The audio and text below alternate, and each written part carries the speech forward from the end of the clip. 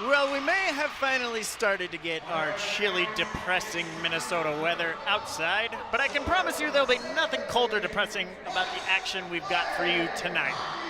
Well, maybe except for the ice they skate on, and a few of the fans, and maybe a couple of the coaches. But other than that, it's bound to be a great night tonight. Good evening, everybody, and welcome to Tartan Arena here in Oakdale, Minnesota. My name is David Schuyler, and we are set to bring you some girls hockey action tonight between the North Tartan TNT and the St. Paul Two Rivers Riveters. Now, St. Paul Two Rivers is made up of a co-op between St. Paul Highland Park, St. Paul Central, St. Paul Como Park, and Two Rivers High Schools. And on the other side, of course, we know and love that North Tartan TNT is made up of North St. Paul High School and Tartan High School, and has been a co-op for a number of years now. Head coach for the North Tartan TNT is Mike Hall. This is his second season with the TNT. He has a 18-23-1 record thus far for the TNT. And on the other side for the St. Paul Two Rivers Riveters, you have co-head coaches, actually. Tim Blaze and Allie Duhlman will be leading the Riveters from behind the bench this evening. Starting lines for the TNT I was able to get for you. At center will be number 23, Elena Hedberg, and Ellie Volkers, one of her wings. On the other side, Olivia McClellan. On defense, you got Haley Knobloch, the senior defenseman, and the other one we'll get for you in a second here when she turns her jersey towards me. That is number 11, Ellie Volker, or I'm sorry, 17, Kaylee Sachs, the 7th grader on defense. Puck has been dropped, and we are underway from Tartan Arena for some girls high school hockey action. This one carried on the left wing into the zone. Softly sent behind the net. Wraparound attempt there is saved by goaltender Caitlin Galisi for the Riveters. A couple of shots on goal right off the bat for the TNT. Harmlessly smothered though, and faceoff will come to the left of Galisi. Galisi is the sophomore goaltender for the Riveters that has made the majority of the starts on the season. 5-8-1 record thus far with a 3.16 goals against average and a 90% save percentage. This one sent deep into the zone by Lily Wold of the TNT. Wold centering attempt there, shoved into the corner by Galisi. This one turned the other way by Cheesebro. Now racing down the ice for the Riveters is Zoe Moore. Moore gets knocked off the puck there. Wold into support on defense behind the net. Puck claimed there by the TNT. It will be sent all the way down into the Riveter zone. That will be icing, so the puck will come back into the North Tartan end. Starting in goal for the TNT tonight, senior Nicole James. She has started every game for TNT this season. In fact, she is the only goalie listed on the stats for North Tartan. 5-11-0 on the year with a 3.93 goals against average and an 88.8 save percentage. With a shot on goal there turned aside by James. Steered into the corner. It'll be scooped up there by Olivia McClellan. Comes back through neutral ice and is turned back over. Coming in now, the TNT could have had a 2-on-1, but it was turned over. Scooped up on the point by Gabby Fleming for the TNT, and the shot sent down behind the net. This one I thought was going to be centered there, but instead it's a turn, fired shot on goal, saved easily there by Galisi. We get a scrum for it here on the left boards. Puck is flipped down into the TNT zone. And then we get another turnover as both teams will look to regroup. This one spun around by Greta Kolschak-Klein, and she'll try to dump it into the Riveter zone. This one slapped back the other way. Now this is Emily Knobloch for the TNT, who sends it all the way around behind the net. Racing in to get it there is Lily Wold for the TNT. Knobloch now will look to center it, but it's steered behind the net. taken there by Christopherson, excuse me, for the Riveters. Assistant Captain Johnson now tried to get it out of the zone, but it was picked up there by Wold. Cycling with Knobloch. Nice saucer pass sent out front, but that one harmlessly sent into the corner and brought back around by Christopherson. Christopherson banks it off the boards, now back up to Johnson. Johnson, streak down the right side, fire a shot, steered behind the net by James. Hackman now sends it up the right side. Will fall back into her defensive position. Hackman paired up on defense. Well, now this is confusing. It's Hackman and Hackman. Caitlin Hackman and Ashlyn Hackman on defense. Numbers 8 and 10 for the TNT. The 8th grader and the senior. How about that? Centering attempt there. Shot on goal fired wide by Ellie Volkers. I thought I had a mistake when I read on the charts. There was like, wait, Hackman? Well, no, there's a couple of sisters back on defense for the TNT. You love to see that. The Volkers now will swoop behind the River net. Slowed down on the point there by Haley Knobloch. A couple of sets of sisters here on the TNT. Puck battle for here by Halverson. Chasing it into the corner there. Cunningham. 2-on-2 headed the other way. This one sent into the middle, and Edie Halverson fired in behind the TNT goal. Knobloch now will turn up the right side. Scooped up on the wing by Lily Wold. Wold now goes in on a one-on-one, fires a shot, and that's steered aside by Galisi. Shots on goal 4-2, now 5-2, correction, in favor of the TNT early on in this contest. Clearing attempt was turned over there, but centering attempt sails all the way through the crease. Puck battled for at the top of the zone. Scooped up by the Riveters and sent all the way back in behind the net. Full shot Klein will get it. She will bank it off the boards. Doesn't quite make it out of the zone. Now it does. Emily Knobloch will try to send it ahead. Didn't quite get it all the way down, so instead will come back into the defensive zone of the TNT. Shot fired from the point, and it will be covered there by James. This is the second matchup this season between the TNT and the Riveters. First matchup came back in December. It was one of the first games of the season. And North Tartan won that one 3-1. Nicole James made 38 saves in that contest for the 97% save percentage. And on the other side, Delisi had 28 saves for the Riveters. Streaking to the zone, 3-on-1 now for the TNT, but they couldn't quite get a shot off. Quickly turned back the other way, coming streaking all the way down the zone is Christopherson for the Riveters. Shot fired on, steered behind the net by Nicole James. Coming back the other way now is Kolsha Klein for the TNT. Harmlessly steered behind the net and scooped up there by Kuchenmeister.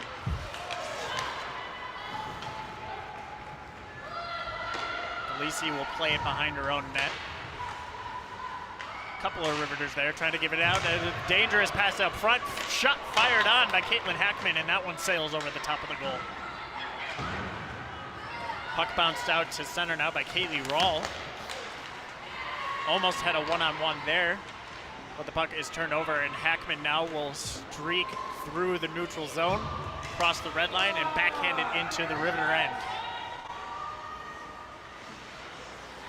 Lots of back and forth action early in this one, not getting a ton of time in either offensive zone for either team. And the shots pretty even as well, 6-4. Shots slightly favor the TNT. Not even 7 minutes into the contest. Faceoff will come to the left of Galisi.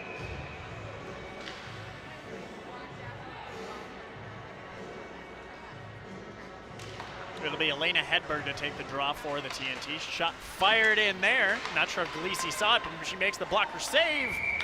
The rebound attempt is also saved by Galisi. So from what I can tell from warm-ups, the TNT only have 2 centers that they are rotating through 4 wing pairings.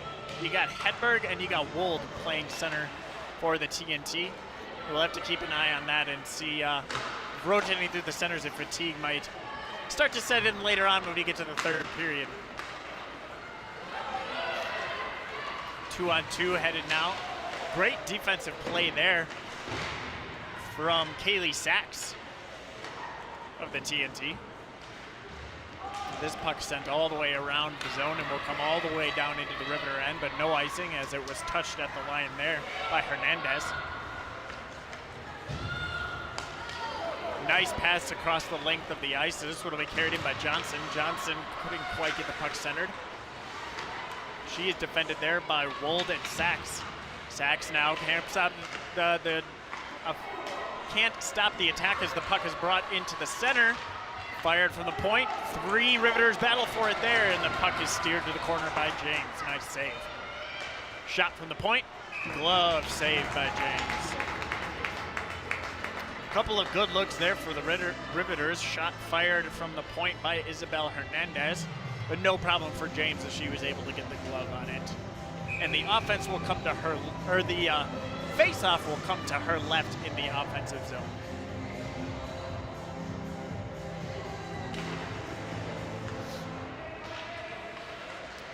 Face-off won there by the TNT. Oh! Shot out front, and the rebound was just sitting there in front of James, but she was able to steer the puck away into the puck comes to the point now. Shot fired on by Twomey. This one will be cleared all the way down the ice, and we will have an icing. Much needed line change coming here for the TNT though. As, at the college and NHL levels, when you have an icing like that, you're not able to change the lines. But here at the high school level, when you are in bad need of a change, get some fresh players on the ice, not a bad idea to send the puck down the ice like that. Face-off won by the Riveters, shot on, glove save by Nicole James.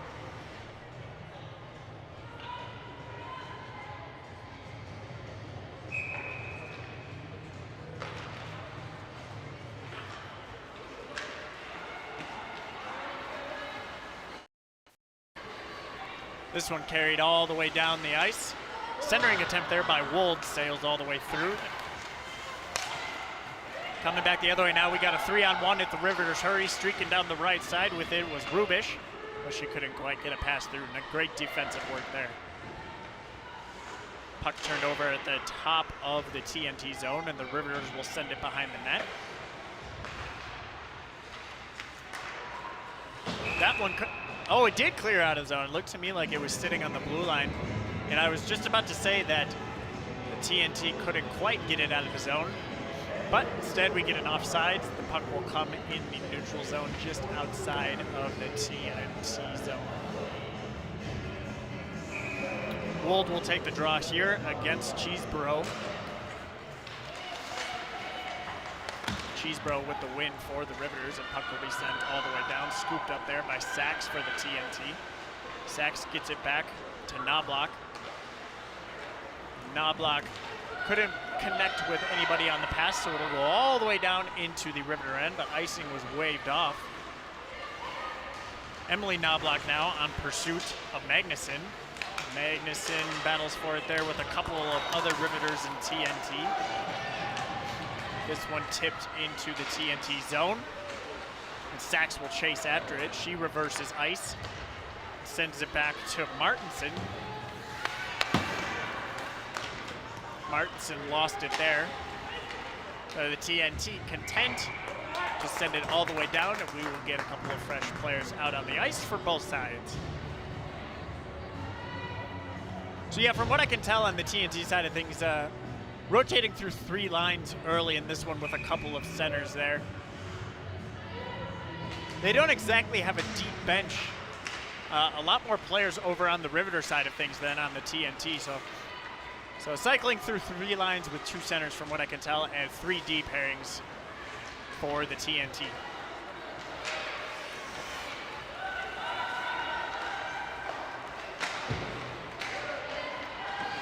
Great defensive work there from Gabby Fleming for the TNT. She stepped up, but the puck gets sent into the TNT zone. Anyways, nice stick lift there. And we got a 2-on-1 coming into the Riveter zone. This is, that was Elena Hedberg with the shot that gets steered into the corner by Galisi. Hedberg now tried to set, but it was steered all the way zone. Sent in by Kolsha Klein. She kind of caught a stick to the face a little bit, but nothing is called. We play on. Kolsha Klein now gets it up to Wold.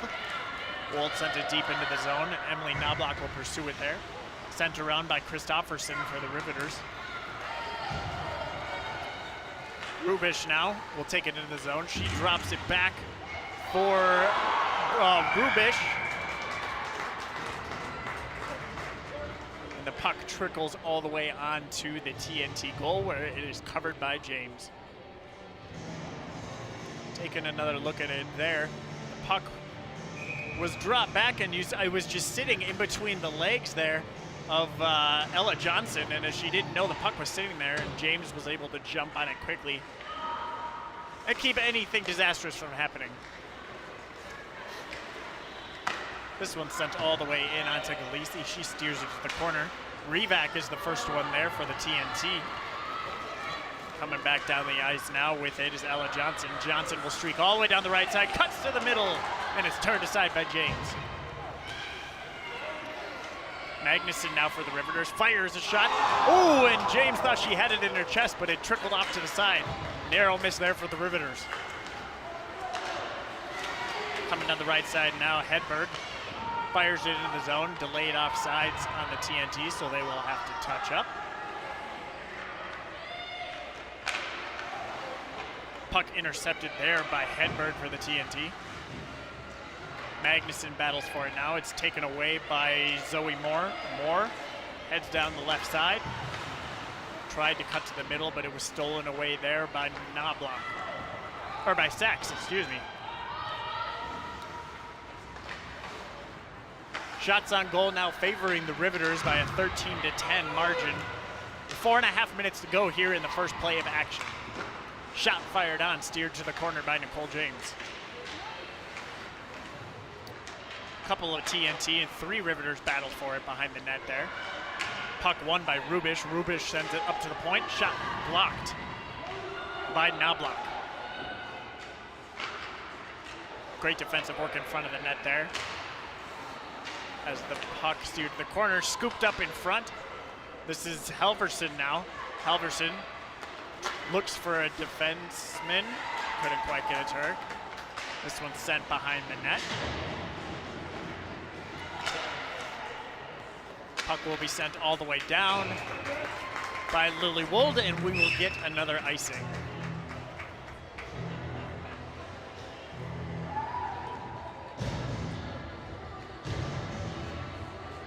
North Tartan 5-11-0 coming into this contest, 3-4 in Metro East play.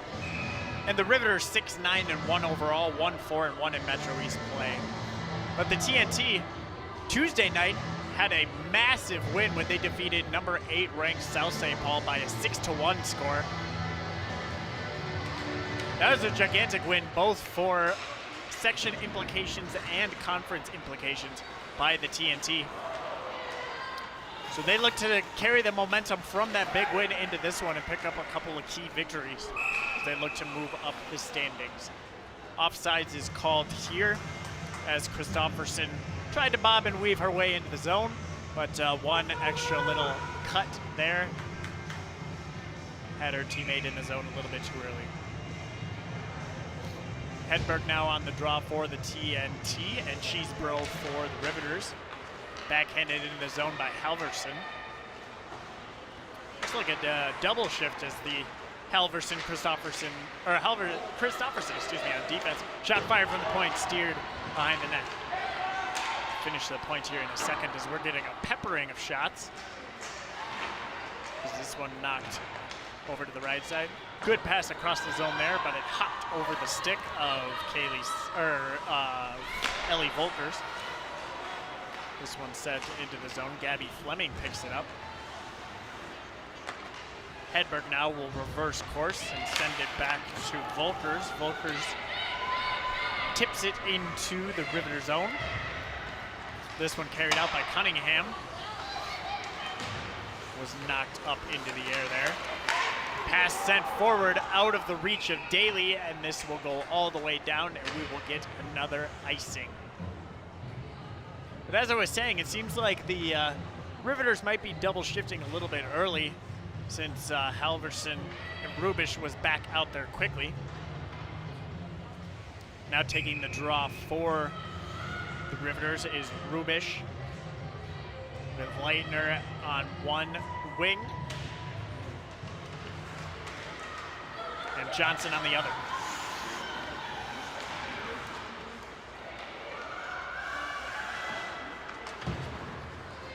This one sent up the left side. Pinching there, defense was Knobloch.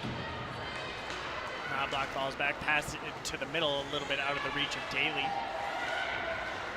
Hackman now sends it forward, tipped into the zone by Emily Knobloch.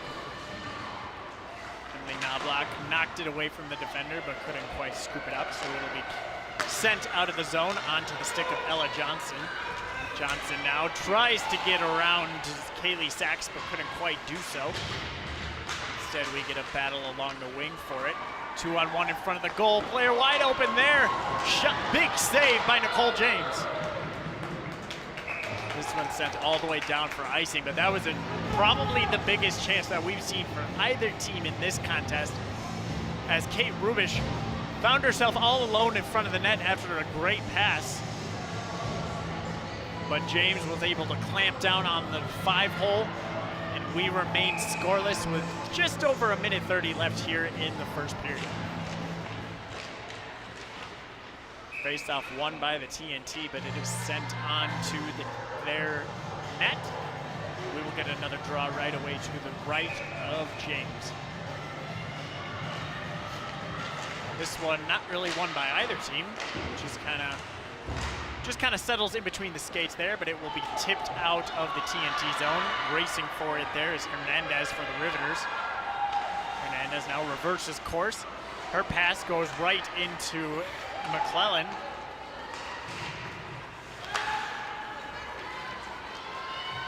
This one fought for in the neutral zone, sent all the way back in behind the Riveter net. And then Sachs will head off for a change. Hedberg now looking for an open player, can't find one, so she will reverse course. Centering attempt there, deflected away. Shot from the point by Hackman, blocked by Zoe Moore. Pass from Hedberg all the way across. Had a couple of teammates, but couldn't quite connect. And we get a penalty that is called interference on Isabel Hernandez for the Riveters, as she will head to the penalty box. And we will get our first power play of the contest here. 40 seconds of power play time for the TNT.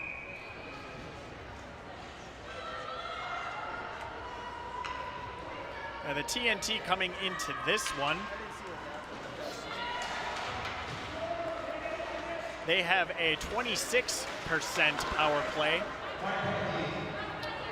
which has been 14 goals on 53 attempts, so we'd like to improve that. As this one is sent all the way through. Big stick save by Khaleesi. That one was just sitting to her right, and she managed to get the stick out there and block. Coming back the other way now, we have a breakaway for the Rivers, but the defense was able to get back quickly for the TNT. We're getting tons of action early on in this power play. Getting back out to the neutral zone here. Puck sent all the way across. Scooped up by Hackman. She will fire it all the way down, and it is steered to the corner. And the first period of play comes to an end after a couple of big chances for both sides. But nonetheless, we remain blemish-free on the scoreboard after 17 minutes of action. Stick around, folks. We will have a couple of highlights for you. Hopefully some of the big chances that we saw there in the first period right after this quick break. You are watching TNT Hockey here on SEC Sports.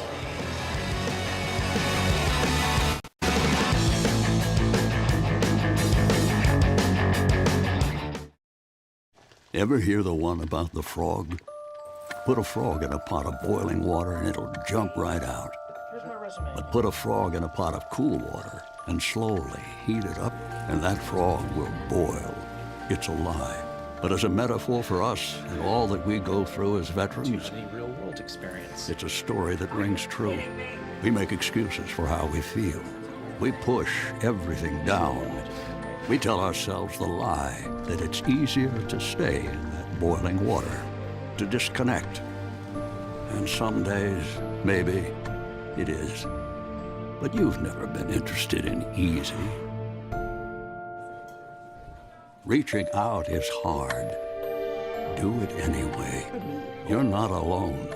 You've got this. You are not a frog. Find resources at va.gov/reach. When it comes to vaping, the truth can get clouded.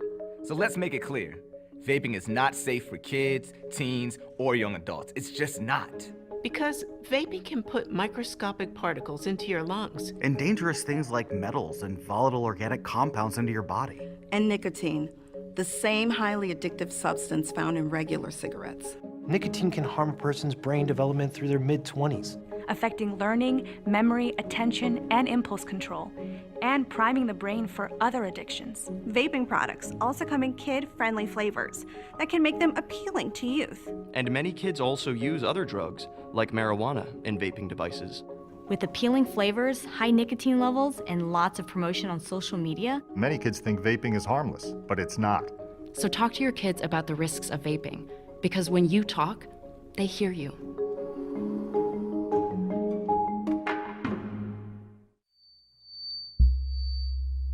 Women are bad with money.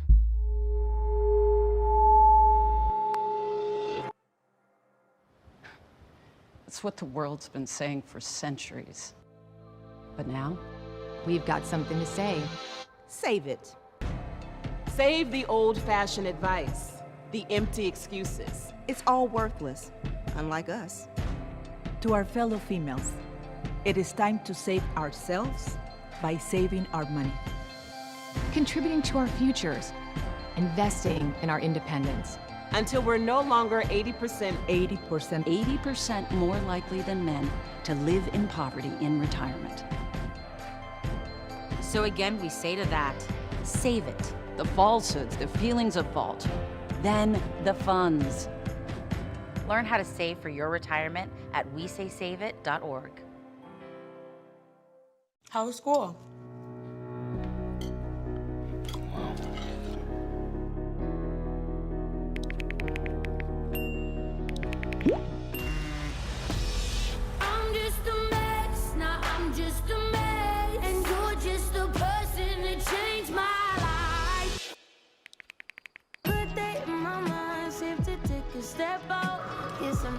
Music can help you express how you're feeling. When you can't find the language, find the lyrics. When times get dark, we can't see the help that's all around us. Let 211 be your guiding light for help with food, healthcare, and other resources. 211, how can I help you? Call 211 or visit 211.org. 211. Get connected, get help.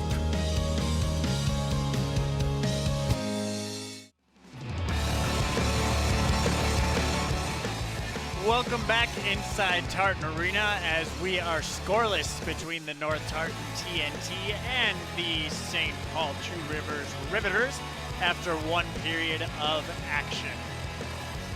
But just because we're scoreless does not mean there's been a lack of action throughout this one. There's been a ton of scoring opportunities as shots on goal read 17 for the Riveters and 13 for the TNT through one period of play. And there was it was back and forth action throughout the entire first period. We didn't really have a lot of settled, controlled offensive play in either zone throughout. And there was a lot of rushes that resulted in close chances, the biggest of which was probably towards the end here when the Riveters had a 2-on-1 in the TNT zone at the top of the circles, and then a pass was sent to Ella Johnson, I believe it was, right in front of Nicole James. But James was able to clamp down the 5-hole and make the save, and so we remained scoreless. And then at the very end of the period, we had our first penalty called, and the TNT got 39 seconds of power play action, but we're not able to convert. Taking a look at a couple of the shots here as James was able to steer that one to the side. And same on the other end from Galisi for the Riveters. As mentioned, both goalies have been solid. Here was the big opportunity I was talking about, as the pass was actually sent there to Kate Rubish in front of the TNT goal. And then this one at the other end, that was the biggest chance of the TNT, during the power play, as the puck just slid very ever so slowly to the right side of Galisi. It sort of looked like it was moving in slow motion, but she was able to get the paddle down and keep the puck out of the net. And so we have no scoring throughout 17 minutes of action thus far.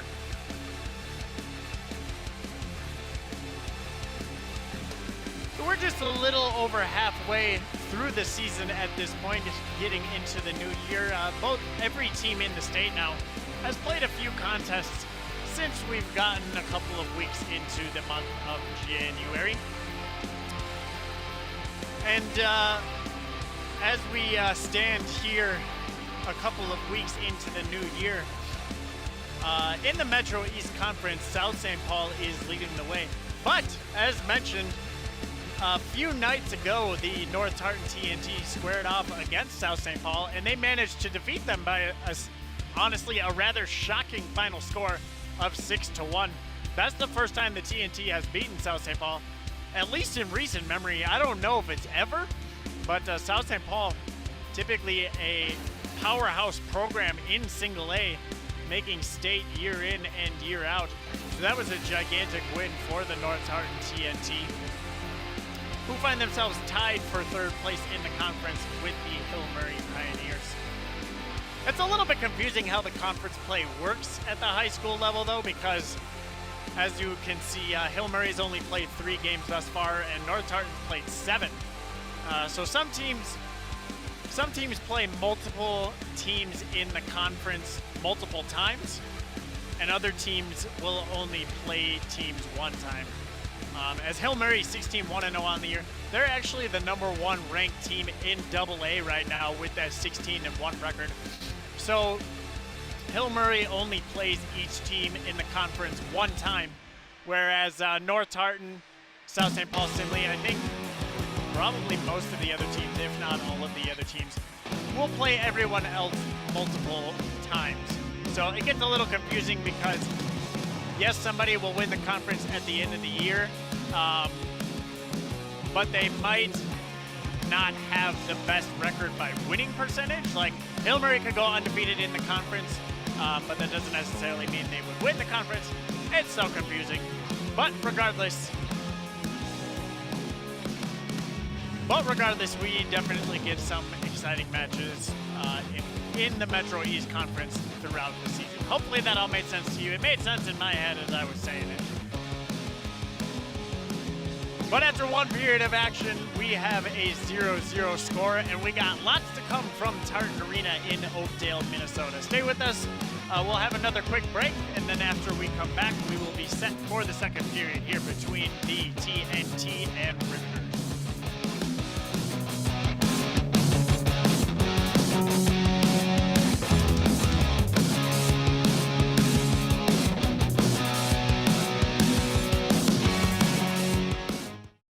How far will a car doing 34 miles per hour travel in 1 second?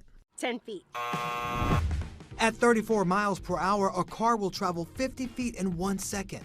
Reading a text, you can easily travel 150 feet.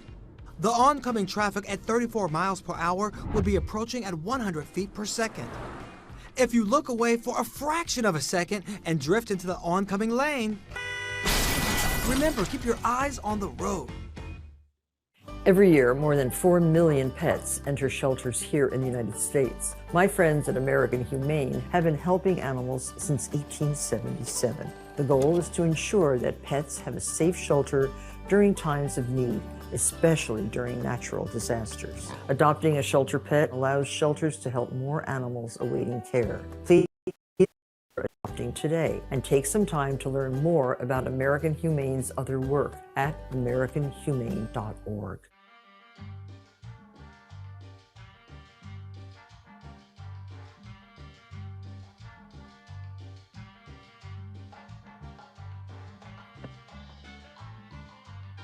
Okay, Dad, look at you. I look nice, don't I?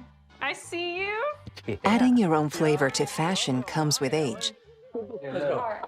Oh, man, that's the best one yet. Forgetting how to add doesn't.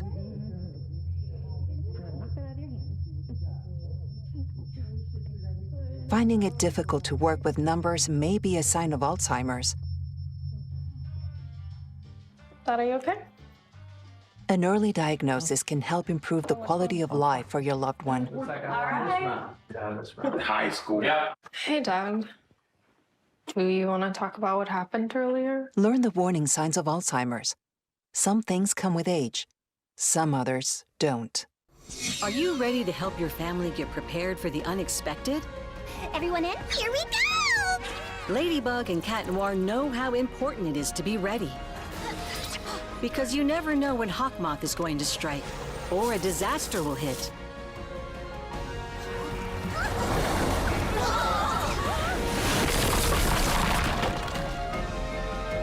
Go, Rose! And you don't need miraculous powers. Just put those planning skills you already have to good use.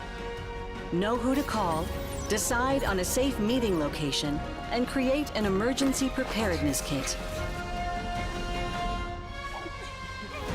Make a plan that will help you and your family be ready when emergencies happen. Ready Kids can help. I'm coming to save you! Get started at ready.gov/kids. When people are fed, futures are nourished.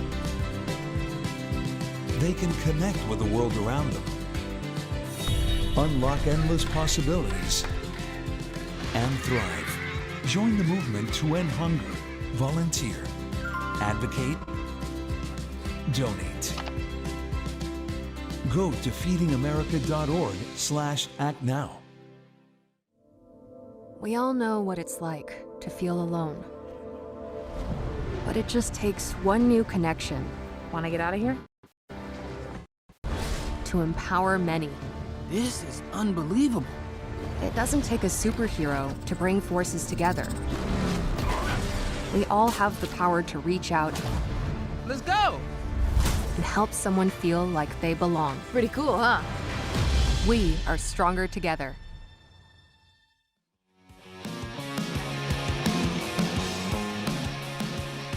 Welcome back once again to Tartan Arena, as we are just about set for the beginning of the second period here between the TNT and St. Paul Two Rivers Riveters.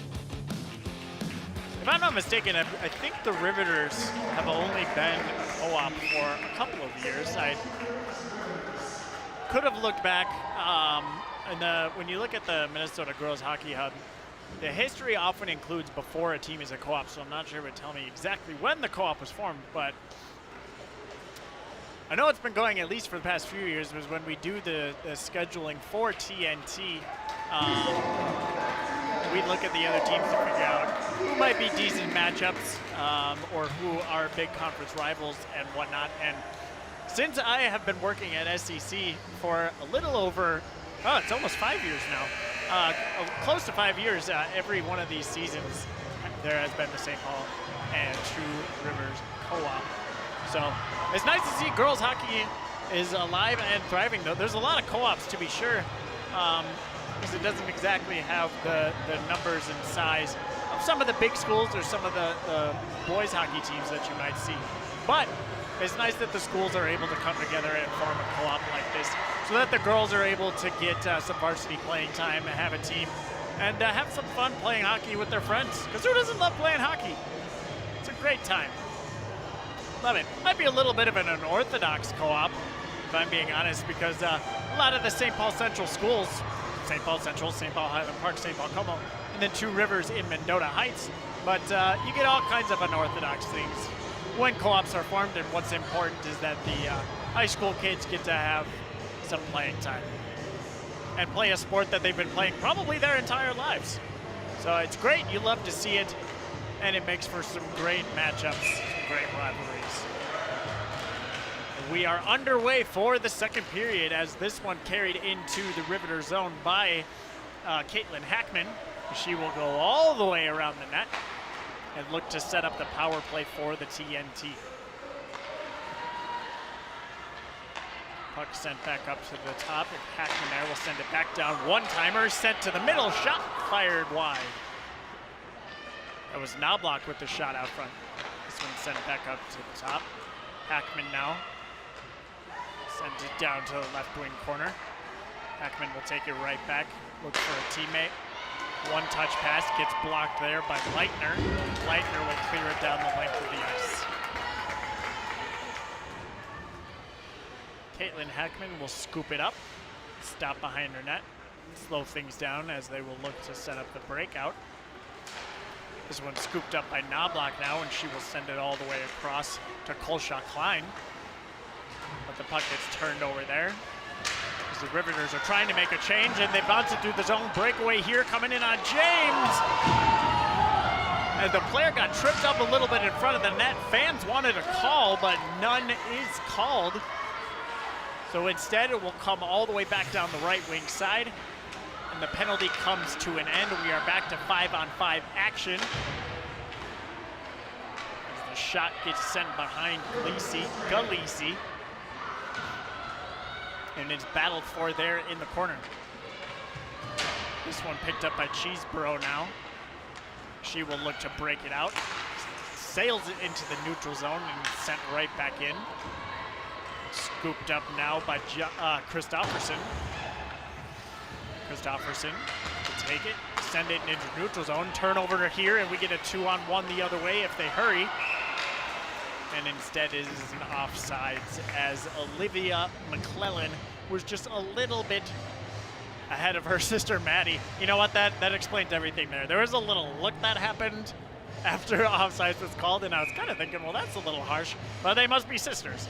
It's like, come on, what are you doing? Like, you didn't see I had the puck over here? What are you doing going into the zone ahead of me? Come on now. In any case, it's the TNT soaring into the Riveter zone. Puck gets knocked back behind the net. 2 TNT battle for it there. And it'll come all the way back around to the right side of the zone. Puck scooped up here by Hedberg. Hedberg tried to fire a shot, but it was blocked. Player gets knocked down over there on the side, but no call made. We continue on. This one bounced off the boards into the neutral zone, and we get a 1-on-1 coming the other way. Soaring around the defense and trying to tuck it into the 5-hole was Kaylee Rawl for the Riveters, but it's steered aside there by James. Sachs now will take it back around the net. Puck battled for and sent back in the direction of the Riveter zone, and indeed is successfully sent all the way in behind the net. Leitner now looking for Daly, but can't quite get it. Oh, it is. Managed to make it through. We get a 3-on-1 at the TNT. Hurry now, coming to the zone is Kolshaw Klein. Klein makes a move to her backhand, fires, save, rebound is scored! Emily Knobloch on the rebound for the TNT. Puts North Tartan ahead. Was a 3-on-1 headman there by Greta Kolshaw Klein. She made a nice move around the defender and fired a shot on goal, and Galisi was able to turn it aside, but then Emily Knobloch scoops up the rebound and fires it into the Riveter net for a 1-0 lead.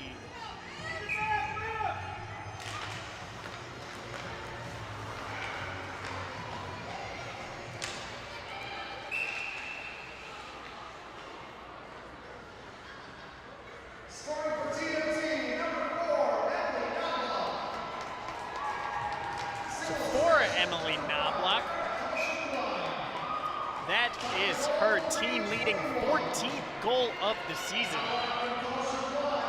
The next closest TNT player has 5 goals. So a 9-goal lead in that department for Emily Knobloch. Colshaw Klein with the assist, her 9th assist of the season. So the scoring leaders for the TNT coming through once again.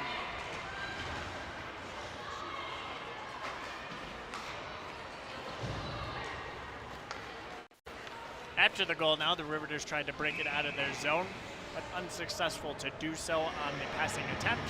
Puck is sent all the way down, and we get an icing.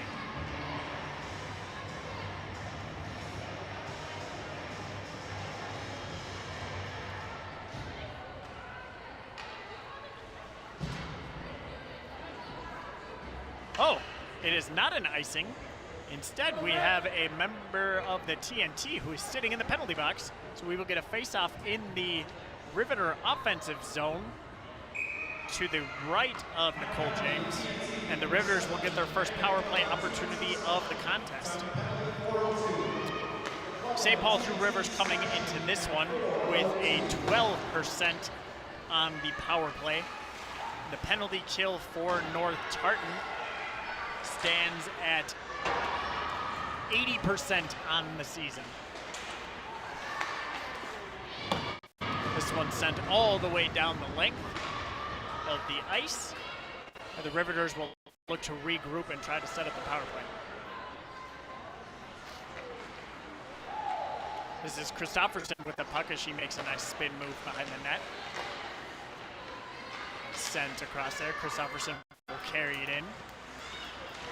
Looks to fire a shot, glove saved by James. Clearing attempt is knocked out of the air by Halverson. Shot fired on there by Evie Daly, glove save James. Shots on goal now read 20-17 in favor of St. Paul Two Rivers. James has managed to stand tall, keeping all 20 shots out of the TNT net. Of course, 16 of 17 on the other side for Galisi for the Riveters. Shot fired on there by Ella Johnson, steered into the corner. Hackman battles for it there against 3 Riveters. Hackman doing a nice job of keeping it away and killing time off of the power play at the exact same time. This one fired up to the point. Pass across to Hernandez. Hernandez kind of whiffed on the shot, so it'll go behind the TNT goal. And then is cleared all the way down the ice by Lily Wold.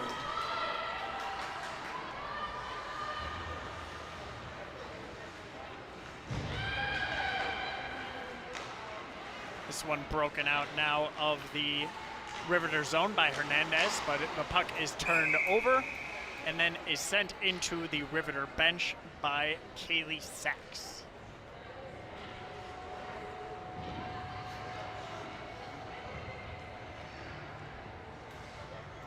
The TNT, I recall from our first game of theirs earlier this season when they faced off against Northern Tier and defeated Northern Tier.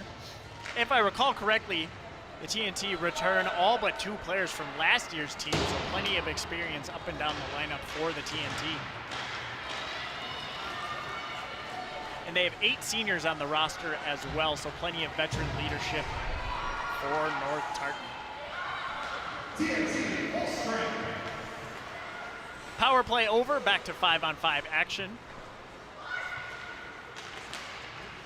This one's sent out into the neutral zone, and we get a 2-on-1 for the Riveters if they hurry. But the puck bounced over the stick of Kate Rubish there, and instead gets knocked behind the net. Scooped up, sent out front. Rin Rubish couldn't quite connect. on the pass. Streaking out into the neutral zone now. Colshaw Klein sent it behind the Riveter goal. Chased after there by McClellan. And Twomey gets it ahead. Carried out into neutral zone here. That's Rubish who sends it all the way in. Sachs now passes it ahead to Volkers. Volkers will look to carry in and does so. Soars behind the Riveter net, looking for an outlet pass.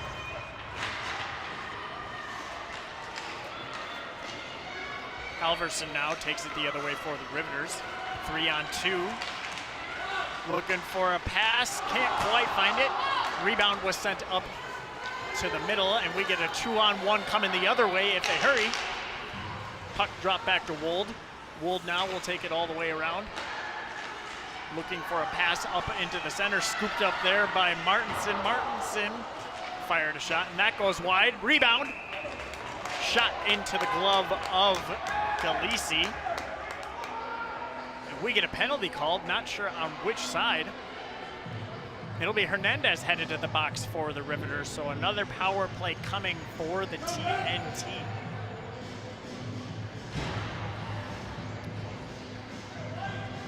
Couple of quick shots peppered on there by North Tartan. And it was Hernandez who was standing tough in front of our goalie and knocked down the attacking TNT player there. We will get another power play. TNT 0 for 1 on the evening. Will look to add to their lead here. Shot fired wide, whiffed on a little bit there by Hackman. Hackman will come. Scoop this one up. The TNT will have to regroup. This is Knobloch now. Knobloch sends it all the way across. Shot fired on into the stomach of Galisi.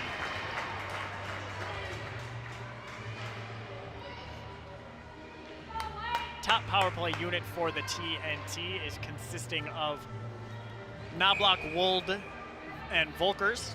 And then on the defense, you got Caitlin Hackman and Greta Kolschak-Klein. Volkers now with a spin move in the corner. Sends it up to Kolschak-Klein. Pass across, one-timer, steered to the corner. Pass back up, and it bounced over the stick of Hackman there. Hackman now tries to fire a shot, but it is blocked by Rubish, or excuse me, Halverson. This pass now down low, fired on, saved there by Galisi. Knobloch now gets it across to Kolschak-Klein. Kolschak-Klein with the lane, fires, glove save Galisi, rebound, score!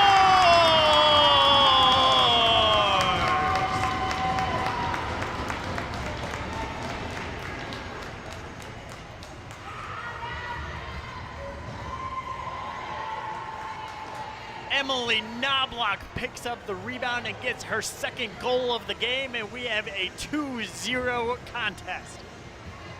Kolschak-Klein had a wide open lane and just walked right down it, fired in, and it was Emily Knobloch who was sitting right there on the back door, picking up the rebound, deposits it in the net, and gets her 16th goal of the season. Just like that, the TNT double their lead.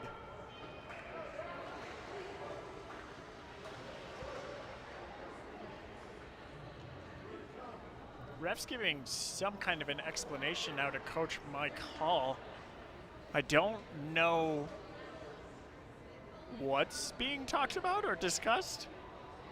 If first he went over to the Riveter bench, he must have had some kind of issue with what just happened. Don't really know what's being discussed. As the ref was talking to a couple of the players on the TNT bench and now goes over the scorer's box, I imagine we'll get an explanation.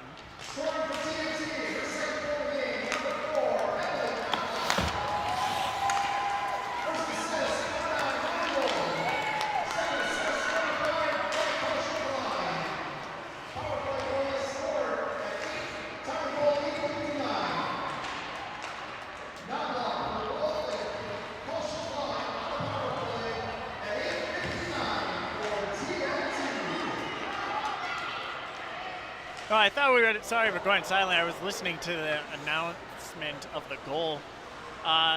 Maybe the ref must have just been figuring out who the first and second assists came from on that one. And it was, in fact, Knobloch from Wold and Colshaw-Klein on the power play for the TNT. So that is the 15th goal of the season. I said 16th earlier. 15th goal of the season for Knobloch. 10th assist for Wold. 10th assist for Colshaw-Klein. But back to the action. The puck is now being controlled behind the Riveter goal. Coming all the way around here and firing a shot on was Lily Wold. Another shot attempted there, but that is blocked in front of the net. This one spun all the way down by Daly, and we will get an icing.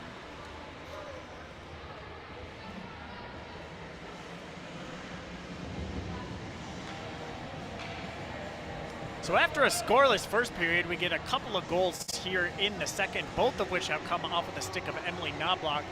And it's been the greasy stuff that has resulted in goals. We haven't seen any snipes or beautiful moves, although the 3-on-1 for the first one was pretty nice.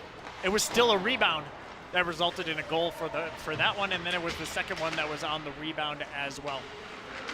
You sort of figured that kind of thing was going to happen with how good the goalie play was in the first period. Didn't think that anything super pretty, like long distance shots would be what resulted in success for either team. It was going to have to be something dirty, and that's exactly what we get here about 10 minutes into the second period. Pass now behind the TNT net. And this one will be carried out into the zone, neutral zone by Colshaw-Klein. And she goes all the way into the Riveter zone, tried to make a move around the defender, but it didn't quite work. Turnover now. Headmanning it back the other way for the Riveters is Leitner. She will backhand it into the TNT zone. Hedberg now carries it around. Gets some support there, but it's turned over. The Riveters currently have a delayed offsides and need to touch up, and they do so. Just barely, by the way. Pass over to the right side now. This will be carried in by Johnson. Johnson tries to make a move, but good defense there by the TNT, but spinning and firing a shot was Johnson again. And that one goes behind the TNT net. Fought for there, carried out of the zone by Hedberg. Hedberg has McClellan with her. Hedberg fires a shot from long range. Easy glove save by Khaleesi.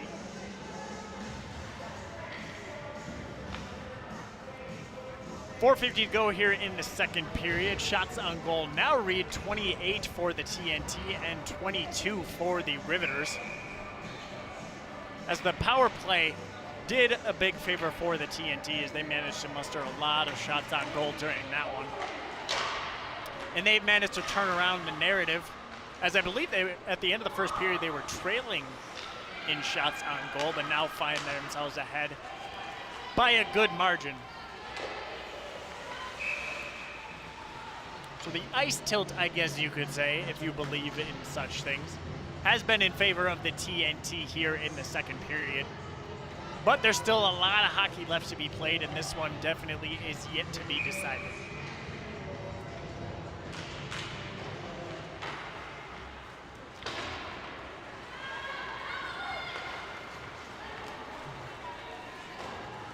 This one sent all the way down the length of the ice and will result in an icing.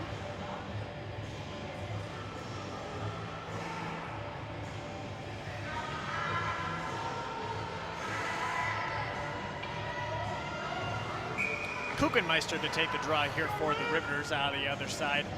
Wold for the TNT. Kuchenmeister wins it back up to the draw. Shot fired on by Christofferson. Steered all the way to the corner. Puck carried out along the right wing there. Nice pass to the center. Maddie McClellan will look to carry it in for the TNT. We get a collision there behind the net. This will be a penalty coming up on the TNT. As We will wait for the touch-up. And it looks like McClellan ran into the defender there behind the Riveter goal, and as such, will be rewarded with a trip to the sin bin, and we get the second power play of the game coming up for St. Paul Two Rivers.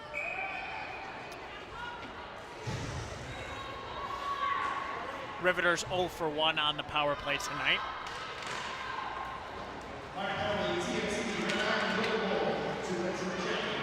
Face-off one there by the TNT. Clearing attempt is stolen away at the blue line by Hernandez, and she fires a shot on. This one bounced out to center. Hedberg has a one-on-one here. Tries to get around the defender, but a nice stick there by Leitner. She will turn it around and send it back into the TNT zone. No icing. Knobloch now gets it across to her D partner. Pull shot Klein, and that's tipped ahead to Hedberg, who sends it all the way down. First one there will be Volkers. Volkers makes a nice spin move. Doing a good job of killing time behind the Riveter net. Hernandez now fires a pass all the way across. Some good stick work by the TNT. And it gets sent all the way back down into the Riveter zone. Leitner now will take another try at breaking the power play out. Not much offensive zone time on this power play for the Riveters. But Leitner now will swing all the way around the goal, try for a wraparound, but that's denied. Puck gets cleared back to neutral. Rubish now. Oh, and offsides gets called? I gotta say, I agree with the Riveter fans on that one. We get a chorus of "ohs" after that one's called. I was looking at the blue line, and the skates looked like they were out, but the referee disagrees, so we get a face-off. Christofferson will carry this one in.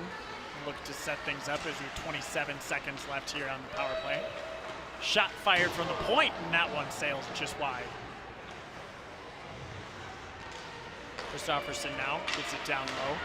Shot from the Rubish passes it across. Shot fired in by Halverson. Battle for it there in front, and it's a goal! Shot came from the point by Edie Halverson. Was knocked around for a little bit. I don't think James could see where the puck was at all. And it looks like it was Lucy Swift who picked up the puck for Two Rivers.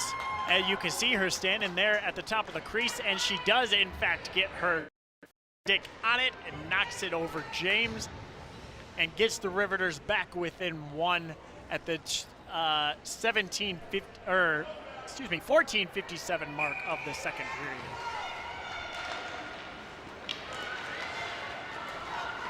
Scoring for the Rivers, number 21, Lucy Swift. Second assist, number 3, Johnson, on power play. Time by goal, 14:57. For Swift, that is her fourth goal of the season. 14:57 for the Rivers.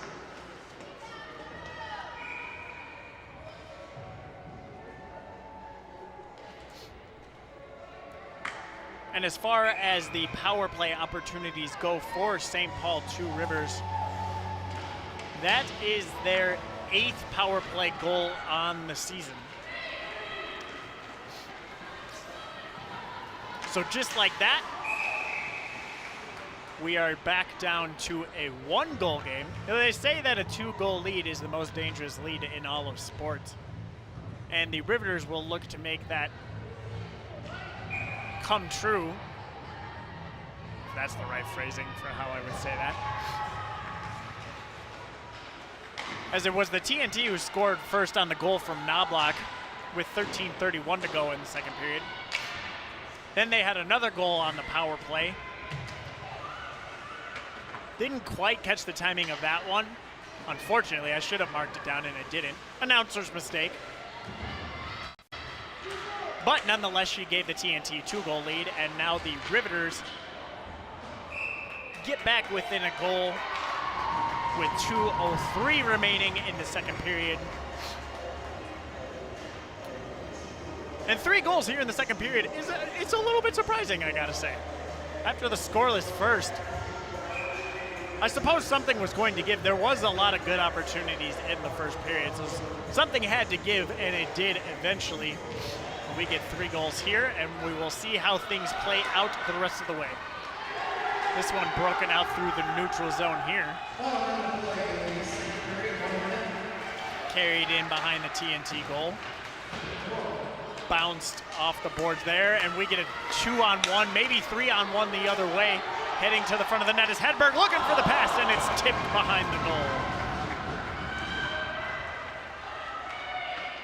This one's sent out front, and it just bounces over the stick of Kolshak Klein. So the TNT will have to regroup. That was a big opportunity there for the TNT. Could have pushed their lead back up to 2 at the end of the period. But it was steered just wide. Coming back now, looking for the pass was Knobloch. Knobloch hoping for the hat trick, but it's steered into the corner. Hedberg now scoops it up and tries to fire it out front. Hedberg looking for Knobloch. But puck won there by E.V. Daly. Sent back out to the front, 5 seconds to go. One last opportunity as it trickles down onto the goaltender and is pushed into the corner by Galisi, and that is how the second period comes to an end. We get a little bit of jawing going on between Ellie Volkers, Emily Knobloch, and the goaltender Galisi at the end of the period there. Not sure what they were going on about, as Galisi still continues to look at the TNT players. I wish I knew what was being said, but clearly Galisi not happy about something. Understandably so. Perhaps there might have been a little stick whacking going on, and she just wasn't happy about that as they were trying to clean up rebounds in front of the net. But nonetheless, we get 3 goals there in the second period. And it is a 2-1 lead for North Tartan as they will look to get the series sweep of the St. Paul Two Rivers Riveters.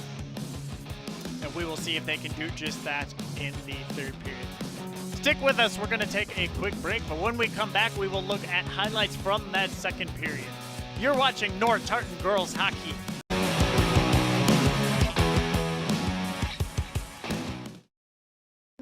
When it comes to health, we're all on our own journey. Our challenges aren't always visible to those around us. You may be living with aches and pains, fatigue, shortness of breath, or other symptoms that make it difficult to manage everyday life. These problems can be the result of a variety of conditions, including long COVID, which 1 in 5 adults who've had COVID-19 may develop, according to the CDC. When symptoms linger, they could lead to feelings of isolation, but you don't have to go through it alone. For challenges like these, physical therapy is the solution. Physical therapists are the licensed healthcare providers moving you to better health. They can improve your quality of life through hands-on care, patient education, and prescribed movement. No matter where you are on your health journey, your physical therapist and physical therapist assistant can help. When we work together, we feel better together. So choose more movement. Choose better health. Choose physical therapy. Visit ChoosePT.com to find a physical therapist near you or ask your primary care provider for a referral. This message is provided by the American Physical Therapy Association. Today, 1 in 5 working-age Americans has a mental health condition. People in all types of jobs and at all levels. And the key to helping us succeed is a supportive and inclusive workplace. All of us have a role to play in making that happen. So what can I do to help? As a CEO, I can set the tone for supportive culture. As a manager, I can offer assistance and accommodations. As a coworker, I can listen and be a source of support to my colleagues. As someone with a mental health condition, I can ask for what I need to perform my best. I can offer all employees the supports they need to deliver on the job. For the team and for the business. What can I do? What can I do? What can I do? I can remind others that we all benefit from workplaces that promote good mental health. Mental health-friendly workplaces are more important than ever. And all of us have a role to play in promoting them. Learn more at whatcanyoudocampaign.org.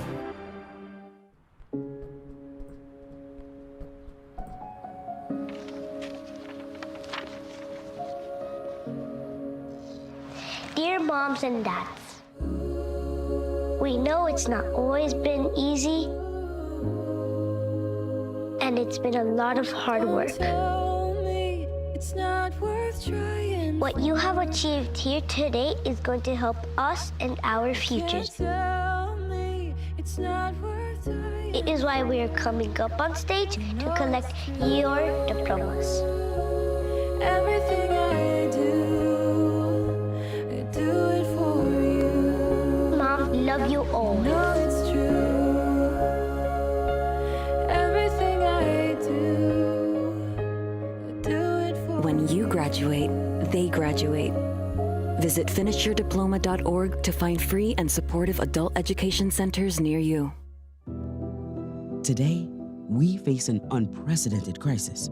Tens of millions of refugees have been forced from their homes. But you can make a difference. Turn disruption and despair to hope and opportunity. Even small amounts make a big difference. Provide shelter, support, or jobs in your community. The more we understand, the greater sense of belonging we create. Act now. Visit supportcrisisrelief.org. Hey, boss. Okay? I said I'm fine.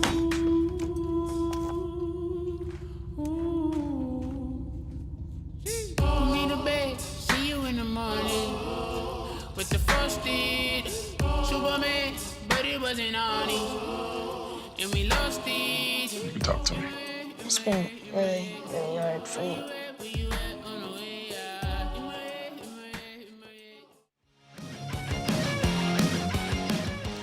Welcome back inside Tartan Arena during the second intermission between the North Tartan TNT and the St. Paul Two Rivers Riveters.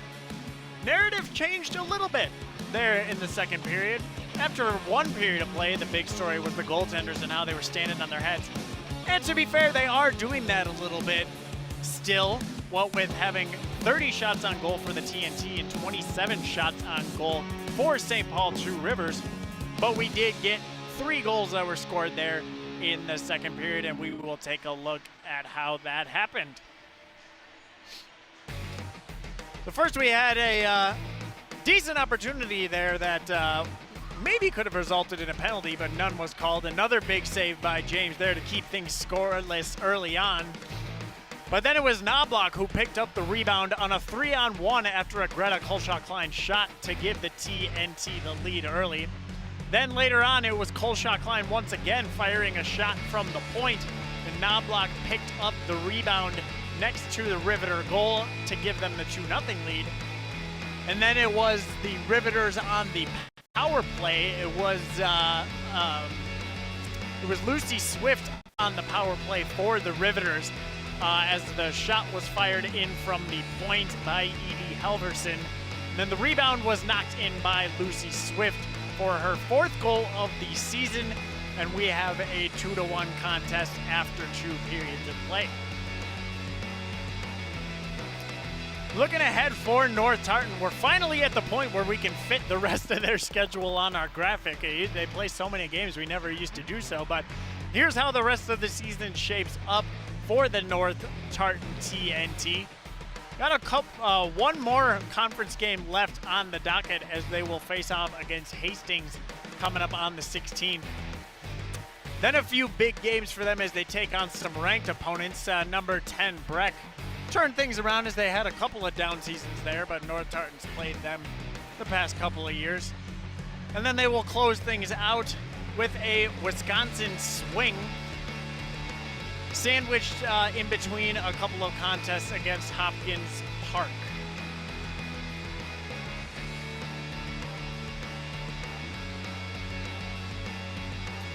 And on the other side for the St. Paul Two Rivers Riveters, they still have a couple of conference games left up there on the 20th and 23rd against Simley and South St. Paul.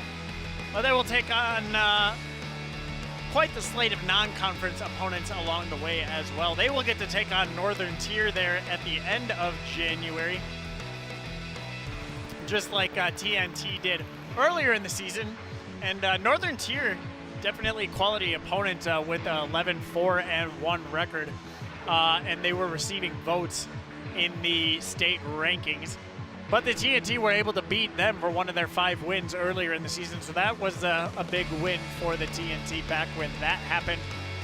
Then they will close things out in the beginning of February when they take on the Chisago Lakes Wildcats. Before, of course, we get into one of the most wonderful times of the year, section playoffs. Upcoming broadcast for us here at SCC. In the rest of January, we will swap over to the hardwood and get into the Suburban East as we are scheduled to have a gigantic matchup, both by conference means and by section means, between the White Bear Lake Bears and the Stillwater Ponies. White Bear Lake currently undefeated in conference play. Stillwater, one of their biggest rivals, also usually competes for the conference crown, if not a trip to the state tournament at the end of the year as well. So that'll be a big one. And then, of course, can't forget about the boys, as the White Bear Lake Bears will take on Irondale in conference action later on at the end of the month. One more commercial break, and then we will be set to drop the puck on the third period. Stick with us. After this, we will be set to bring you a lot more action. And who knows how this one's going to end up. We will see after another 17 minutes of play. Stick with us. You're watching North Tartan Girls Hockey on SCC Sports.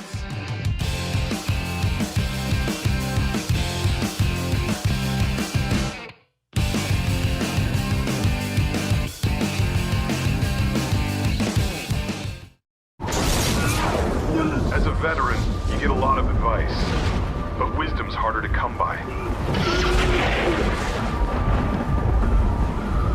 A lot of people imagine themselves in our shoes without understanding the weight on our shoulders. The truth is, few can understand the pressure of finding your own way after serving in the military. But few isn't none. You've got support. You can't control the chaos, but you can chart your way through it. Steady yourself. Take a breath.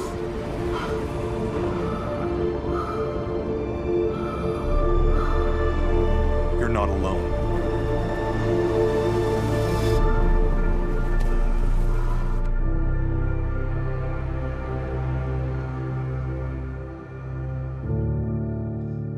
Learn more at maketheconnection.net. STEM is everywhere. Like here, behind the scenes of The Walking Dead. Cut, we got it. And for every moment like this, there's a crew of people using STEM to bring the dead to life. We had 30 minutes to make one of Norman Reedus' outfits of 7 years old. When we break down clothes, we tumble it with sodium phosphate, rock salt, and dish detergent. We stitched together images of our model and created a 3D set that could be walked through in a VR headset. It looked like you were actually standing in the room. There's so much technology involved in directing. We're able to turn 12 walkers into 1,000 walker horde. That idea became this design, which turned into this set, and that costume worn by that walker who was having a really bad day. STEM can create new worlds on and off the screen. What will you make with STEM? Get inspired at shecanstem.com. In life, there are things that suck, but we do them anyway. Family photo sessions with matching outfits suck, but we do it anyway. And you know what else really sucks? Getting screened for cancer.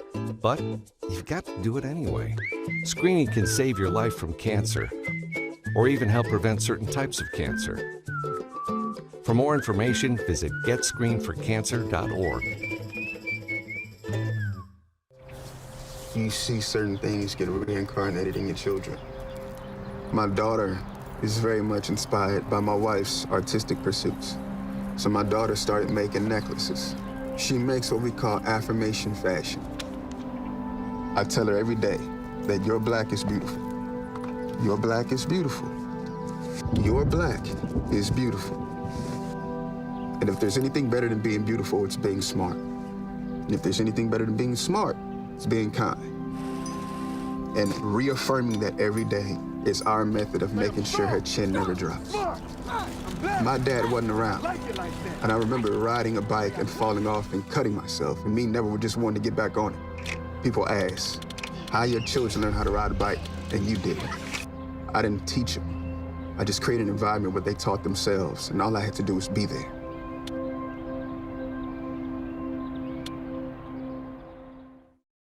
I'll be here to hear what's on your mind. Take this time to talk and get it right. You know I'll be there all your life. When you need me, I'll be. Rival St. Paul, Two Rivers. We are almost set to drop the puck here in the third period. My name is David Schuyler, and I am the sports producer here at Suburban Community Channels. Filling in on announcer tonight. I don't normally do so, but when in a pinch and called upon, I am happy to do it because I would rather do the announcing and make sure that we can bring you guys the great girls hockey action than not. I am my best to bring you the call of the action. And special thanks to Chris Stoltzman filling in on directing for me back in the truck, and Arlen Becker doing audio and replay. We got Kenny Ronan and Liam Spillane running the cameras for us, man in the fort here in the arena. Puck dropped underway, and it is sent in behind the TNT goal. Shot fired on from the point there by Leitner, steered into the corner. This will be Volkers now carrying the puck out to center. Sachs and Volkers battle for it there with Johnson. Christofferson now will send it on ahead.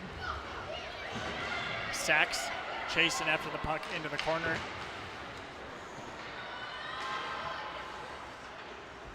Volkers now will circle back around the net, scooped up along there by McClellan. McClellan will send it on ahead, say that 10 times fast. And it's sent back in behind the TNT goal. Volkers now gets a little bit of help, but the puck stays in the zone. Nice play there by Zoe Moore for the Riveters. Wold now drops it back. We get a nice D-to-D pass. Halverson on chase for the Riveters, but the puck is broken out into the neutral zone. Drop pass from Wold. She takes it right back, tries to center for McClellan, but instead it's sent back out into the neutral zone. Could have had a breakaway for the Riveters, but instead it's sent all the way down in on net, and James will cover it up there for the faceoff. Didn't quite catch the number of the Riveters player there that sent it down the length of the ice, but it was so subtle. But if she had just sent the puck forward a little bit more slowly, it would have been a breakaway. Game of inches is hockey, as they say, as we get an icing coming back down the other way. And it is, in fact, a game of inches. One bounce here and there could result in a breakaway, could result in a goal, could result in a big opportunity. You never know. And that's why you got to come out to the arena. A couple of other games going on here on a Friday night. Obviously an unorthodox night for hockey is this one sent out front, shot fired on, steered in the corner, scooped up there, turnaround shot, rebound, knocked into the corner by James. Johnson now gets it, tries to send it across to Hernandez, but it's knocked out to center ice by McClellan. Wold now will support, and McClellan chases after it. McClellan drops it back for Wold, but it's defended nicely there by Hernandez.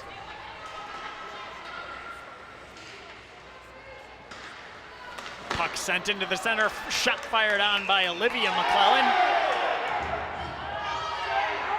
And Wold went in, tried to pick up the rebound, but Galisi was on top of it. The fans wanted a penalty call, that there won't be one. People getting a little restless here. Understandably, it's a close game. There's been maybe a couple of calls that could have been called that weren't, but we have had a couple of penalties either way. We'll see how this one goes. Things could get interesting down the stretch if it stays close, that's for sure. Puck steered into the TNT zone, but it is a delayed offside, so the Riveters will regroup. Knobloch sends it up on ahead. That's Haley Knobloch. Will stick with her offender back into the corner. Shot fired, and a stick knocks it up into the netting, and it will result in a face-off. A couple of other games going on. As mentioned, unorthodox night for girls hockey is Friday night. It as being the basketball night, but regardless, a few games going on here. Grand Rapids Greenway is taking on Forest Lake, and Grand Rapids leads that one 1-0. And Warroad taking on Alexandria. That one is scoreless early. This one here backhanded into the Riveter zone, and it will come all the way around the goal. Scooped up by Sachs. Looked for her D partner, but instead spun back around and sends it out into the neutral zone. Caitlin Hackman now will take this one. Fire a pass across to Volkers there. Sachs supporting on the left wing side there, and the puck gets backhanded into the zone by Hedberg. Christofferson now will send it all the way across, bounces off the boards and picked up by Kolshaw Klein.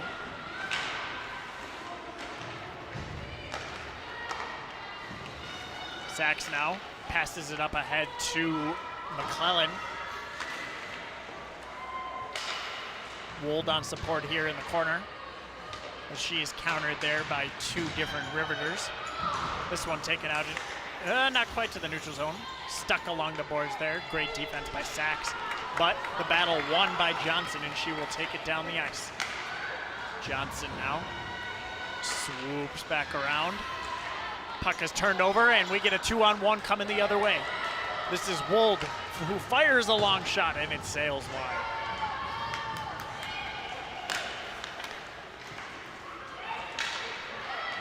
Rubish now. Rubish will go in and fire a shot that goes over the net. James got a bit of a glove on it, but it nonetheless would have missed the net entirely. Shot fired by the point. That goes wide. Dangerous pass to the middle is turned over and knocked harmlessly to the side, thank goodness, for the TNT.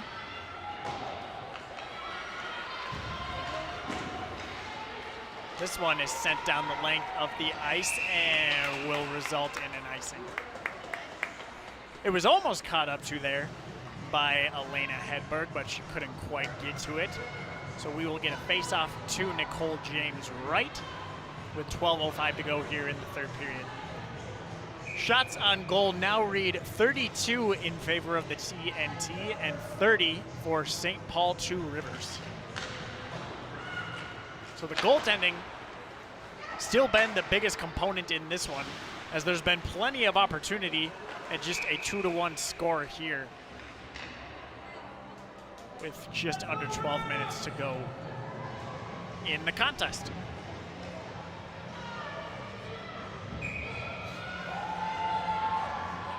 Cheesebro will face off on this one for the Riveters against Lily Wold. One back to the point by Cheesebro. Sent in behind the net, and then it gets tipped back out of the zone. Would have been offsides, but it comes back out again. Halverson will look for an outlet pass, but instead it's a turnover. I'm sorry. That little stutter I just had was because it should have been offsides, and I was ready to say it was offsides, but somehow doesn't get blown off, and instead we play on.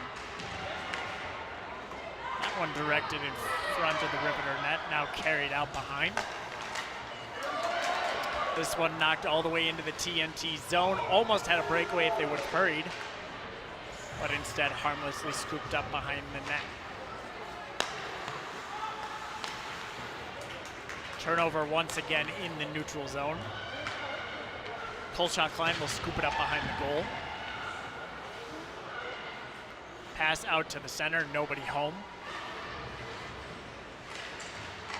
Puck now sent back in along the TNT goal. Pass out front, but that one steered to the side. Long shot from the point, saved by James. Rinse and repeat. Christofferson carries this one in, shot from the point, and that one is blocked by Wold. Wold goes for a line change. And Christofferson will take another crack at it. Hedberg now will look to get things going for the TNT. Caitlin Hackman tries to clear it back out into the Riveter zone. Some good offensive zone time for the Riveters there. Longest time we've seen for quite a while. This one's sent around behind the Riveter goal. They will try to break it out. But good defense in the offensive zone by the TNT. This is Volkers now. Turned over, stolen away by Leitner. Leitner will streak down the right side of the ice. She's looking for a pass. But great defense there by the TNT. Johnson now tries to get it across. Good stick there. Shot from the point, goes into the corner. Hedberg has seen enough. She will backhand the puck down the length of the ice. We will get a face-off back in the TNT zone. A reminder, you can always find us on social media after the game is done for highlights of the action. You can also find past games that we have done on our YouTube channel, SCCTV. You can also find us on Instagram and Facebook for stats and information about where we will be next. This one carried out into the neutral zone and fired into the zone by Emily Knobloch. Knobloch with the 2 TNT goals back in the second period. We'll see if she can't get that hat trick here in the third. Hasn't really had the opportunity yet. Been a lot of back and forth action here in the third. There's been a few close opportunities to be sure, but for the most part, everything being kept to the outside. McClellan will get it back to her defense, and it's fired up to Emily Knobloch, who powers it ahead into the Riveter zone and heads out for a line change. Magnuson now to get it back out to center. Tipped into the zone. We get a 3-on-2 coming the other way if the TNT hurry. Shot fired on there, blockered away by Galisi.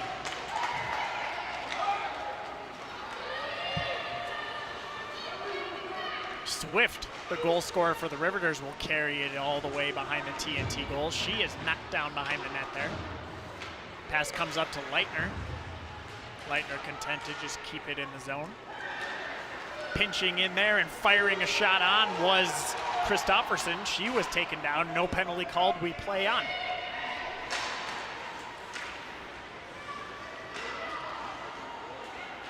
Battle in the neutral zone won by the Riveters.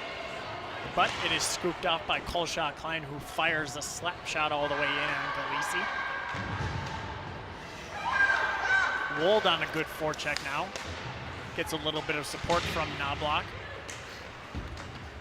TNT rotating 2 forward lines now, as they have been for the majority of the game. I haven't seen any of the 4th line yet that I know of. We appear to have an injured player, but the puck being in the offensive zone, we don't get a whistle. As this one is sent all the way down and we get an icing. It is true the refs have let them play on a lot in this one, kind of keeping the whistles in their pockets. There was, I believe, 4 penalties that were called in the first and second periods of this one, but we have not seen any power plays here in the third, which kind of tends to be the case in these close contests. Let the players play, as they say. Although I will admit, there's been a couple of questionable ones that could have gone either way. Shot fired from the point, steered to the corner by James. This one knocked back in behind the TNT goal, chased by Sachs. Sachs tries to get it over to Volkers. Long shot back into the other corner. And Caitlin Hackman will be content to take it and fire it down the length of the ice for another icing. These icings late in the game can tend to happen when you get one team that starts to dominate the offensive zone time, especially when they're trailing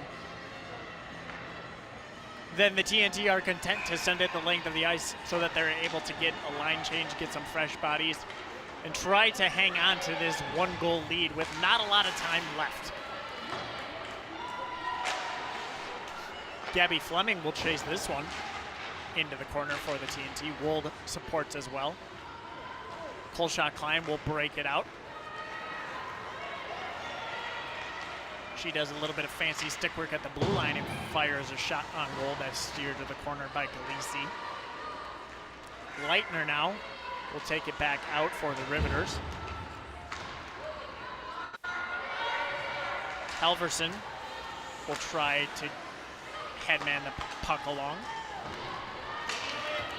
This one taken by Leitner now. Leitner makes a nice move to the middle, fires a shot, glove saved by James. Centering attempt now. Shot from the point is whiffed, and it is knocked out to center ice by Maddie McClellan. This one will go all the way down, no icing as it stops short of the red line. Long pass is tipped into the zone by Rubish. Caitlin Hackman now sends it back out to neutral. We're getting to be in crunch time as the Riveters running out of time fast to try and get the equalizing goal, and the TNT are hanging on as best they can. Doing a good job of keeping things to the outside and keeping play in the neutral zone, not giving up many close opportunities. Puck battle here turns into a 2-on-1 for the TNT, but the pass doesn't get all the way through. Hedberg now will chase after it. She sends it up to the point. Caitlin Hackman sends it back down behind the Riveter goal.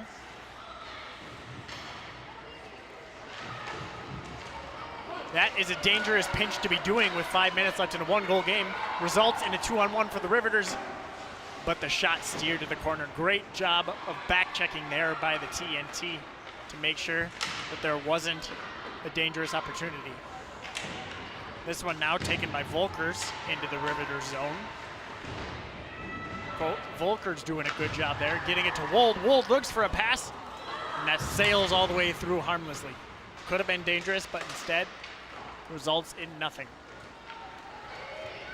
Zoe Moore now will break this one out to the neutral zone, and that one did get just outside of the blue line, so we get an offsides.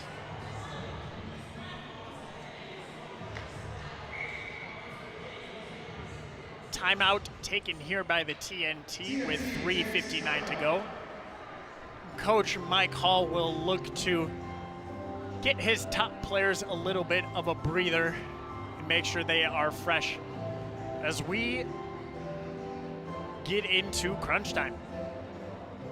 Not a bad use of the timeout by any means. Maybe a little bit early. I've seen ones taken a little bit later on. Tends to be the case. But given that the TNT have been constantly rotating two lines, it makes sense that they'd want to get a little bit of a break with not much left to go. We've mentioned Lily Wold's name a number of times throughout this contest. As it happens, just earlier today, Lily committed to Augsburg to play D3 hockey for the Augies. And she will also be doing so in front of our very own Alex Westad, who does the thing for the Augies over there in St. Paul. So congrats to Lily for being recruited and committing to Augsburg. I'm sure she will be a fantastic addition to the Augies as she looks to continue her play for them starting in the 2024-2025 season.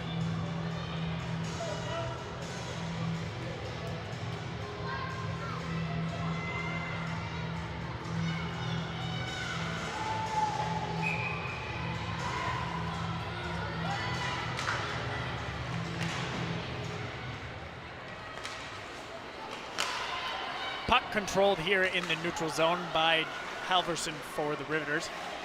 We get a battle support by just about everybody as the puck is sent deep into the Riveter zone. This one's scooped up by Cheeseborough. She will try to send it along, but instead we get a turnover and the shot steered into the corner. Wold now hands it off to Colshaw Klein, who gets it into deep.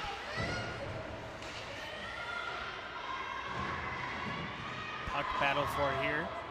TNT content to just try and freeze the puck a little bit and slow things down, but it instead comes the other way. Player tripped in the neutral zone here, and we will get a penalty coming up on the TNT as soon as they touch the puck. Wold here does, in fact, touch the puck. We will get the call. And it's Lily Wold heading to the box at a pivotal time, too.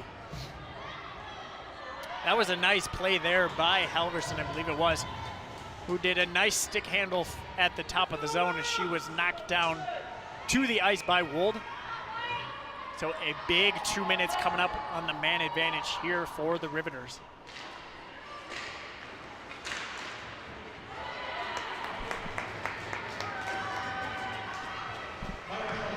Face-off won by the TNT, and they send it all the way down to the length of the ice.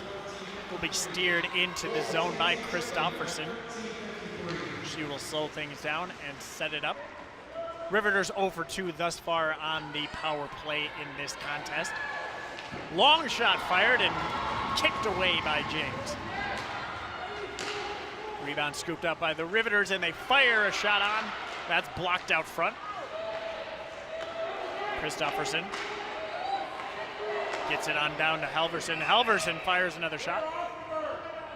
And we have a player in the crease, so the faceoff will come out to the neutral zone. Lucy Swift was standing in the crease, doing battle there for the Riveters, but it was close enough that the ref decided to call it, and we will get the faceoff out at neutral ice. Faceoff won here by the TNT. That's a big win. And they knocked the puck back out to center, but it does not make it all the way down the length of the ice. Hedberg now scoops up the puck after it slipped off of a Riveter stick, and it's sent all the way back down. 1 minute and 10 seconds remaining here on the power play for the Riveters. Leitner now decides to reverse ice. She will carry it into the TNT zone. Leitner passes it on down to Cheeseborough. Cheeseborough fires, gets knocked behind the TNT net, and it will make its way all the way back down the length of the ice. Under 2 minutes to go in this one. 40 seconds left in the power play as the Riveters got to do something and do it fast. But plenty of time at the exact same time, as it's just a one-shot game. Coaches Blaze and Duhlman decide to pull the goaltender as Galisi heads to the bench for the extra attacker. We will have 6-on-4 for the next 20 seconds. Puck carried into the zone. Christofferson will slow things down. Halverson now tries to fire a shot. We get a whistle.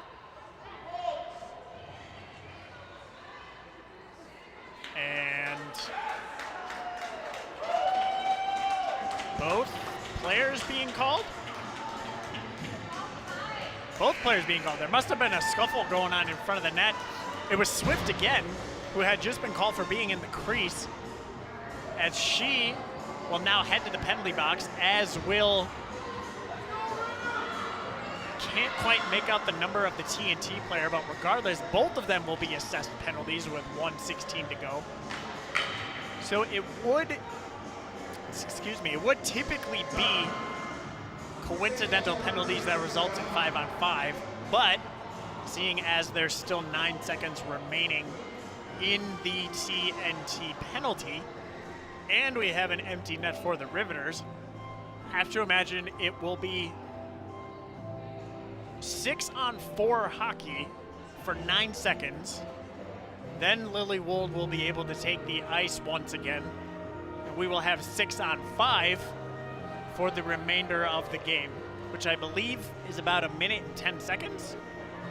The gentleman running the scoreboard put up the countdown time for the timeout, so I'm not actually sure what the exact time is remaining in the game, but we will know soon enough. Timeout has been taken by St. Paul 2 Rivers, so they will look to draw up a play and see if they can't get one past Nicole James, but that's a tall ask. as Nicole has faced 36 shots on goal in this contest and stopped 35 of them. And on the other side, 37 shots for the TNT, 35 of which have been stopped by Galisi. So the goaltenders have definitely been the story of this game. Other than the fact there have been 2 goals scored by Knobloch for the TNT. But those were rebound goals. They weren't anything pretty by any means. So hats off to the goaltenders in this one. 1:16 to go here in the contest.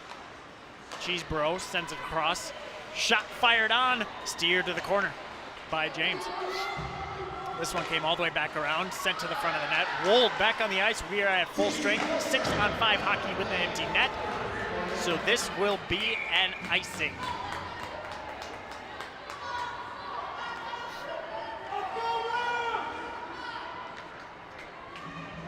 North Tartan is at full strength.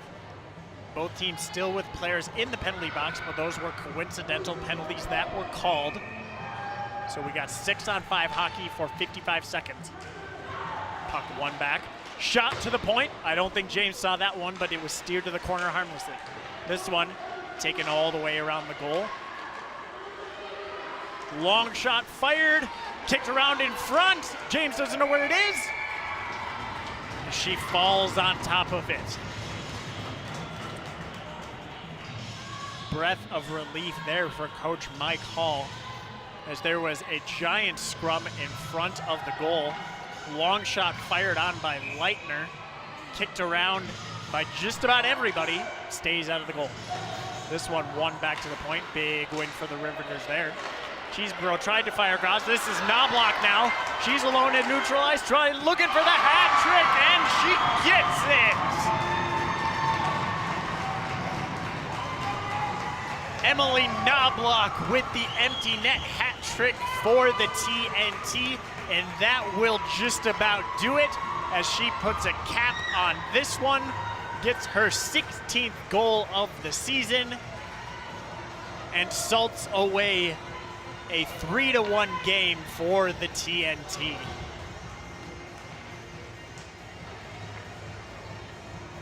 Do it, do it, do it. We had a fan who walked down and was acting like they were gonna toss the hat on the ice.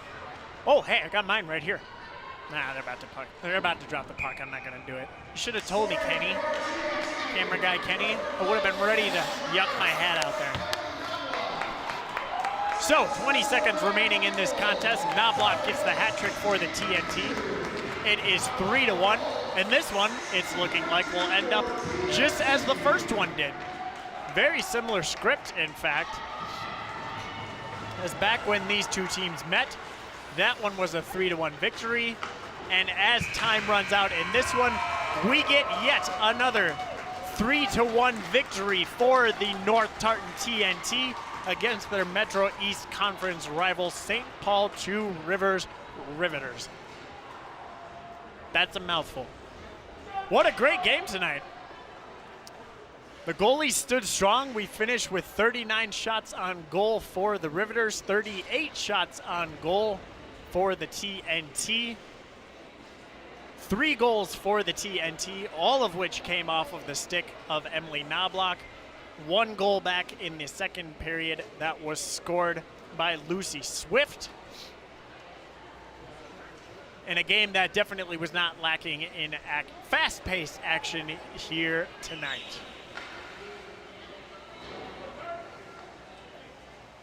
Next time we'll be coming your way will be next week, Tuesday. Hopefully, if the weather cooperates, we will see, as we bring you White Bear Lake girls basketball action. But a great game this evening from the North Tartan TNT as they make it 2 wins in a row. And the St. Paul Two Rivers Riveters, excuse me. I knew I was going to make that mistake. Two Rivers is the Warriors. I knew I was going to do it. But the St. Paul Two Rivers Riveters dropped their 10th game of the season. North Tartan picks up a couple of big points in conference and also moved to 500 in conference play. Once again, I am David Schuyler, the sports producer at Suburban Community Channels. Chris Stoltzman directing in the truck, Arlen Becker doing replay and audio. And we have Leon Spillane and Kenny Ronan running camera for us tonight. Once again, the TNT pick up a big 3-1 victory over the St. Paul Two Rivers Riveters. This has been North Tartan Hockey on SEC TV.